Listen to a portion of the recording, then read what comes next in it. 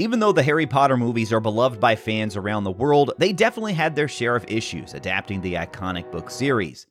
What? Honestly, don't you two read? While I understand many are uneasy about the upcoming TV show, there's a lot of opportunity for Max to do a few things even better than what we saw in the films. So today, I'm going to give you my top 10 changes we need to see in the Harry Potter TV show. And before we get into the list, YouTube tells me 90% of you watching still aren't subscribed to the channel. So go ahead and depulso that subscribe button to help us reach our goal of 100,000 subscribers before the end of this year. In Harry Potter and the Goblet of Fire, the world opens up in a way we've never seen before. We're introduced to characters from other wizarding schools, learn more about the history of the First War against Voldemort, and get a first-hand look at the biggest sporting event in the entire wizarding world. Unfortunately, in the movies, the whole Quidditch World Cup scene is significantly condensed. In the book, we meet a number of characters who never appear in the movie. Ludo Bagman is head of the Department of Magical Games and Sports at the Ministry. He plays a major role in setting up the event and even serves as commentator for the match itself. He also gets himself into major trouble with his gambling. Fred and George Weasley wager their entire savings on Ireland winning the match, but Victor Krum catching the snitch,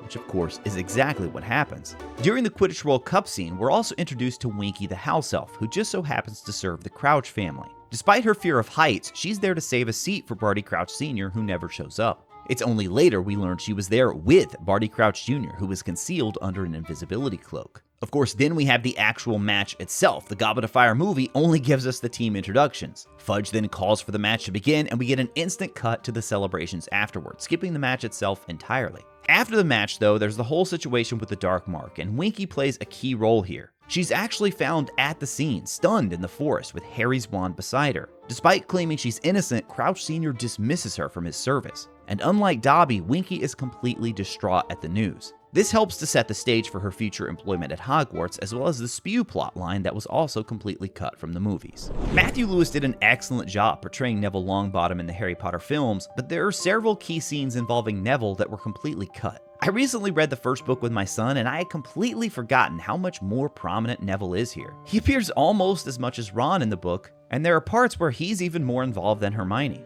One scene that was cut from the movie, of course, is the Midnight Duel. The way this plays out in the books is that Harry becomes the Gryffindor Seeker after the incident in their first flying lesson with the Slytherins. The movies get this mostly correct, but in the book, Draco Malfoy challenges Harry to a duel after the incident. Harry and Malfoy agree to meet at midnight in the trophy room. The trio then sneak out, only to find Neville, who's trapped outside the common room after forgetting the password. He ends up going with them to the trophy room, but Malfoy never shows. They realize it was all a setup and that Malfoy had tipped off Filch about their location. As they try to escape, this is the moment that they actually discover Fluffy and the trapdoor, again with Neville present. Neville also helps to give us way more insight into Snape as a character. In the books, Neville is straight up bullied by Snape and constantly struggles in potions as a result of it. And while we do get Hagrid's dragon Norbert in the movie, things play out differently in the book from that point on. The trio take a more active role in helping Hagrid to raise the dragon, but after it bites Ron on the hand, they decide they should write to his brother Charlie, who works with dragons. This sets up another after-hours event where Harry and Hermione head for the astronomy tower with Norbert to pass him off. Neville tries to warn them that Malfoy is actually out to get them again, but he, meaning Neville, is caught by McGonagall. So Harry, Hermione, Draco, and Neville all end up with detention and a loss of house points as a result. So in the book, it's actually Neville, Harry, Hermione, and Draco who go with Hagrid into the forest for detention. Ron doesn't receive detention at all because he was in the hospital wing dealing with his injured hand. The world of Harry Potter and what makes it so different from our own all comes down to the magic itself. The various spells and incantations throughout the Harry Potter books often play out much differently on screen. One of the most obvious examples is with the Priori Incantatem effect. The graveyard scene in the Goblet of Fire film displays this mostly correct, but from that point forward, the movies just fall in love with this connecting of the wands. What was intended to be a rare one-time magical occurrence ends up being a staple in the final Potter movies. Another extreme example of this is the teleporting ability that we see from the Death Eaters and Order members starting in movie 5. It appears to be an extension of a witch or wizard's ability to apparate, but apparition is never used like this in the books with the exception of two wizards, Dumbledore and Voldemort. And more on that duel here in a second. For most, apparition is a much more controlled mechanism used to travel great distances, and it's also difficult to pull off. It wouldn't be something that most could use frequently, especially in the middle of an intense battle. Giving Death Eaters and Order members this ability in the films really detracts from just how much more powerful Dumbledore and Voldemort are compared to everyone else. It also significantly weakens another truly terrifying display of Voldemort's power that takes place in the final book. As Harry leaves the Dursleys for the last time, he's actually pursued by a flying Voldemort who doesn't even need a broomstick. His ability to do this is seen as a significant and fearsome display of his power. Later in the book, Snape displays a similar ability as he flees Hogwarts. And I don't know, at least to me, it's kind of implied that he learned this ability from Voldemort, which I think is kind of a subtle way of showing the level of trust that Voldemort had in Snape despite his true allegiance being to Dumbledore. In March of 2016, a 12-second video called Dumbledore Asked Calmly was posted here on YouTube. It has now amassed more than 52 million views, and in a matter of seconds, highlights one of the most egregious errors from the Harry Potter movies. During that initial scene where the Goblet of Fire presents Harry's name, the movie version completely misrepresents Dumbledore as a character. He comes off as unhinged, out of control, and panicked. Harry, did you put your name in the Goblet of Fire? No, sir. Compare that to the books. Did you put your name into the Goblet of Fire, Harry? Dumbledore asked calmly. Now, this was actor Michael Gambon's second appearance as Dumbledore after he replaced the late Richard Harris, starting with Prisoner of Azkaban. I'm not sure if this was an error more on Gambon's side or the direction of Mike Newell, but it completely misses the mark here for Dumbledore. Getting him right is crucial for the TV series. Richard Harris certainly had the look and more calming demeanor of the Dumbledore we know in the books, but even before his passing, fans were wondering how he would portray that more active and intense Dumbledore that we have to see in the future books. Gambon certainly brought the intensity and a more eccentric portrayal overall, but at least for me, there was always a bit of a coldness to his version of Dumbledore. He never quite had that same twinkle in his eye like Richard Harris. With the TV series, it's going to take a combination of top-notch writing, acting, and directing to make sure they hit on the many different layers of Dumbledore's character. When it comes to Harry Potter and the Half-Blood Prince, the overall tone of the movie didn't match that of the book at all. As a result of focusing so much on romance and relationships, we lose out on 5 of the 7 memories about Tom Riddle's past. The 2 memories we do get are from Tom's early days when Dumbledore first meets him at the orphanage. We also get Slughorn's memory when Riddle asks him about Horcruxes. And while I certainly understand they didn't have time for every single memory in the film, hopefully the show will have time to highlight more than just 2. These scenes are crucial to understand Riddle's descent into the pure evil character that becomes Lord Voldemort. It shows a far more sinister side with the multiple murders he commits even in his younger days. There's the memory where we learn about the Gaunt family with a specific focus on Tom Riddle's mother and his maternal grandparents. We also have a second Gaunt memory from Voldemort's uncle Morphin, which details how Tom discovers his father was a muggle. He then goes on to steal the Gaunt family ring, murders his father Tom Riddle, and also his paternal grandparents. But he doesn't even stop there. Morphin is framed for the murders and ends up spending the rest of his life in Azkaban. Another memory is from Mr. Burke, the owner of Borgin and Burke's in Nocturne Alley. This one shows us Merope Gaunt, pregnant with the child she'll go on to name Tom Marvolo Riddle. Abandoned by her family as well as Tom Sr., Merope is in need of money and sells Slytherin's locket to the shop for just 10 galleons. Oh, and speaking of Borgin and Burke's, Tom would later go on to work at that exact shop. Through a memory from a house elf named Hoki, we learn how a young Tom Riddle came to know Hepzibah Smith. Hepzibah was a wealthy witch who collected magical antiques. Riddle made frequent trips to her home as an employee of Borgin and Burke's. On one of these visits, she showed him a locket that belonged to Salazar Slytherin. Riddle ends up killing Hepzibah, takes the locket, as well as a cup that had previously belonged to Helga Hufflepuff. Lastly, there's the memory of when Tom returned to Hogwarts and asked Dumbledore for the Defense Against the Dark Arts job. This one shows how his once handsome appearance had started to change and become more snake-like. By this point, his soul is already ripping into pieces at all the atrocities he's committed. After Dumbledore refuses, Voldemort puts a curse on the Dark Arts job.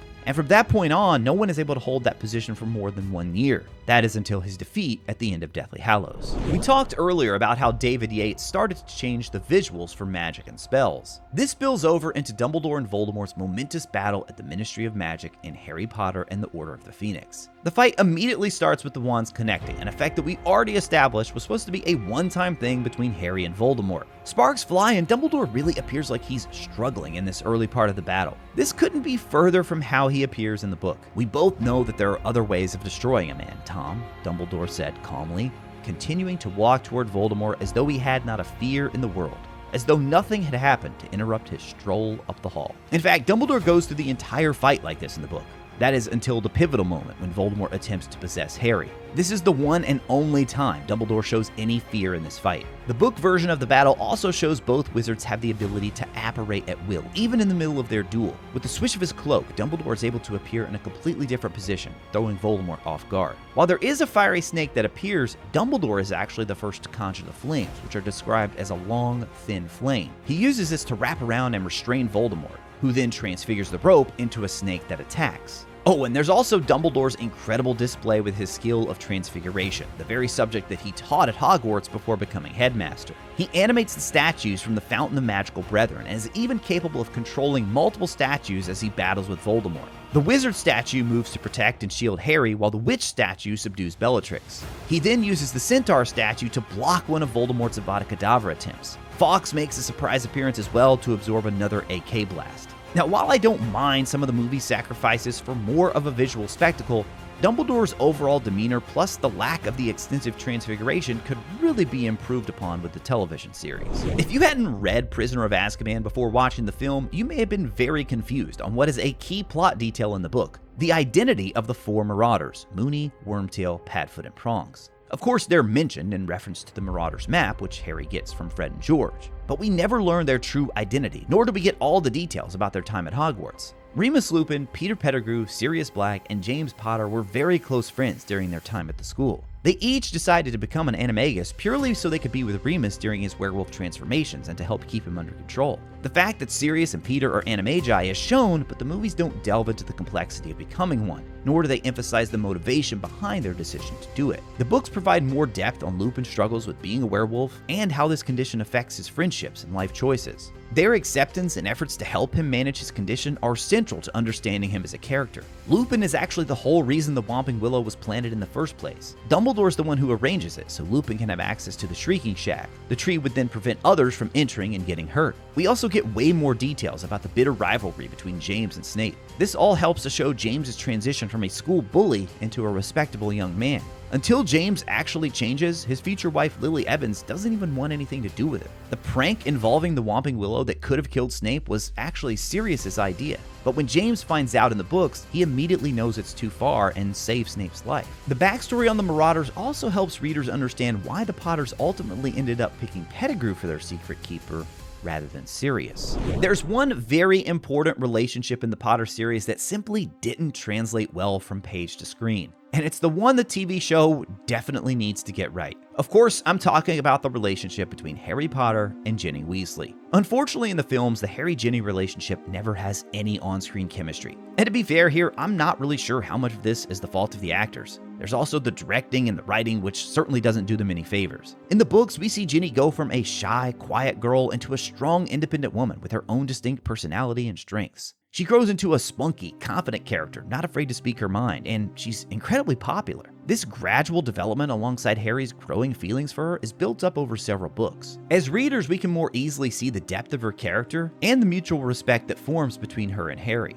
We also start to see how powerful she is in Order of the Phoenix at the Dumbledore's army meetings. It's also a big deal in Half-Blood Prince when Harry learns that she's single again after her brief relationship with Dean Thomas. I mean, when it comes to Ginny, even the official Wizarding World website posted a feature on her and how she became one of the fiercest characters in the series. The films really struggled to capture the development of Harry and Ginny's relationship with the same level of depth. Their romance often felt sudden and lacked the buildup that we get in the books. The scenes that they did include were almost always some of the most awkward in the movie. They also totally ruined the moment of their first kiss, which is just another ridiculously awkward scene. But just listen to how epic this scene sounds in the books compared to what we got in the movies. Harry looked around. There was Ginny running toward him. She had a hard, blazing look in her face as she threw her arms around him. And without thinking, without planning it, without worrying about the fact that 50 people were watching, Harry kissed her. After several long moments, or it might have been half an hour, or possibly several sunlit days, they broke apart. The room had gone quiet. Then several people wolf whistled, and there was an outbreak of nervous giggling. He also has a moment just after where he looks to Ron for his approval, which of course Ron gives him. Harry and Ginny then actually get to spend some time together by taking a walk on the Hogwarts grounds, but in the movie, she just leaves. Rupert Grint did a fantastic job portraying Ron in the Potter films. Unfortunately, the writing really did his character a disservice. The book version of Ron is a much more valuable member of the trio, and he's far more than just a source of comic relief. Look, I get it, Ron is a funny guy, and this is also true in the books, but with the movies, they basically reduce his character to being the guy who's always there to crack the one-liners. Why couldn't it be follow the butterflies? Using Ron so much as purely comic relief often comes at the expense of showing his competence and bravery. Hermione, on the other hand, is portrayed as almost always competent and brave. This enhances her character, but detracts from Ron's complexity as it's shown in the books, where he is both funny and capable.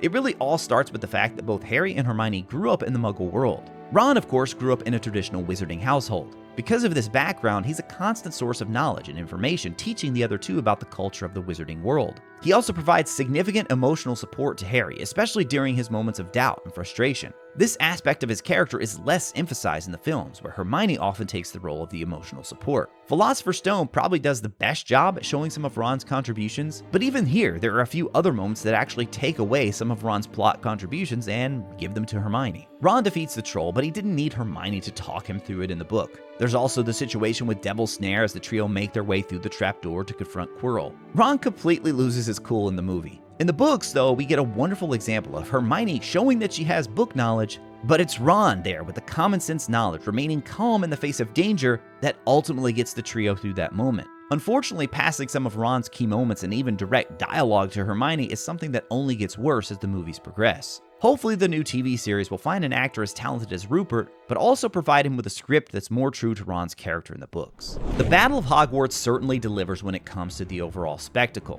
but the final duel between Harry and Voldemort will always be one of the most frustrating parts of the movie for me. It plays out so differently from the book, and in my opinion misses out on many details that make the book scene vastly superior. I mean, this is the culmination of the entire series. Everything has been building to this moment, and it's a moment the TV series needs to get right. The movie went for a more visually dramatic and extended fight sequence, even including physical combat and a chase that leads them through different parts of Hogwarts. I mean, what even is this right here?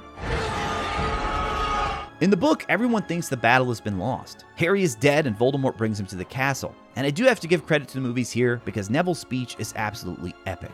But somehow, everything else is even more intense in the book.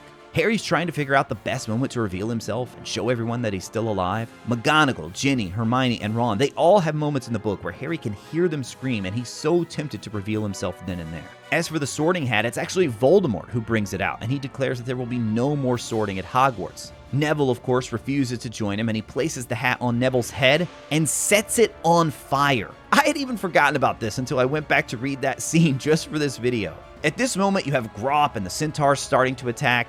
Even the house elves and Creature enter the fray. This gives Neville just the moment he needs to retrieve the sword from the hat and slay Nagini. Harry then takes advantage of this moment of confusion to slip away under the invisibility cloak. He starts casting shield charms and stunning Death Eaters, all while staying underneath the cloak. The battle eventually moves into the Great Hall itself, and we reach a moment where there are just two main battles. Voldemort taking on McGonagall, Slughorn, and Kingsley, yes, all three at once, and then Molly confronting Bellatrix Lestrange. The latter fight, of course, results in Molly killing Bellatrix. In the books, this sends Voldemort into an absolute rage. He immediately throws McGonagall, Slughorn, and Kingsley away from him, turns his attention to Molly, and it's in this moment where Harry reveals himself. "Protego!" roared Harry, and the shield charm expanded in the middle of the hall. And Voldemort stared around for the source as Harry pulled off the invisibility cloak at last. The yell of shock, the cheers, the screams on every side of "Harry! He's alive!" were stifled at once. The crowd was afraid, and silence fell abruptly and completely as Voldemort and Harry looked at each other and began at the same moment to circle each other. Then we get this tense verbal exchange where Harry basically schools Voldemort on everything he's gotten wrong. He tells him why he's about to lose. Before they cast their spells, Harry even offers Voldemort a chance at remorse. He actually gives him one final opportunity to choose a different path. Of course, we all know Voldemort doesn't choose this. They finally do attack, but there's no wands connecting, there's no Priori Incantatem. The spells collide in midair, and Voldemort's killing curse rebounds on him the exact same way that it rebounded on him all those years before when Harry was a baby. Only this time, he has no Horcruxes to protect him. He dies right there as a man. He doesn't dissolve away. Oh, and Harry snaps the Elder Wand in half in the movie. Apparently, he just forgets about his own wand. In the book, he uses the Elder Wand to repair his own. It's a feat that he's not even sure if it's going to work. He knows that if there's one wand that has a chance, it would have to be the Elder Wand. And then ultimately, he makes the decision to give up the Elder Wand. He doesn't just throw it away, he places it back in Dumbledore's tomb. Now, we've already gotten a lot of news this year about the TV show, and I'm expecting more soon. If you want to get caught up on the latest and what we know so far, then make sure you check out the video over on the left side of your screen now. Special thank you to Noah, Dylan, Khaleesi, and Martin for supporting the channel here with a Phoenix tier membership. And of course, thank you to all our other RetroRaconteur members who help make these videos possible. As always, thank you all so much for watching. I'll talk to you again soon.